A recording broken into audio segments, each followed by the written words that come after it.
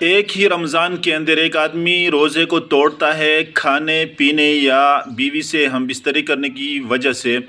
تو پھر اس کا کفارہ ادا نہیں کرتا، اس طرح کئی روزے وہ توڑ دیتا ہے۔ آخر میں جب وہ کفارہ ادا کرے گا تو ایک ہی کفارہ ادا کرنا تمام کے لیے کافی ہو جائے گا۔ لیکن اگر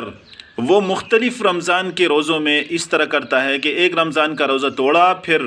اس کا کفارہ ادا نہیں کیا تھا، پھر دوبارہ رمضان آیا، دوسرے رمضان میں بھی اس نے کفارہ اس پر واجب ہو گیا، اسی طرح تیسرا رمضان، چوتھا رمضان، مختلف رمضان کے اندر اس نے روزے کو توڑا، اب سب کی طرف سے وہ ایک کفارہ دینا چاہتا ہے، تو اس میں یہ دیکھا جائے گا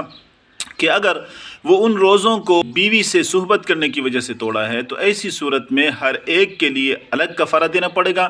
اگر وہ کھانے یا پینے کی صورت میں ان روزوں کو توڑا ہے تو وہ پھر تمام کفاروں کے لیے ایک کفارہ ادا کر سکتا ہے۔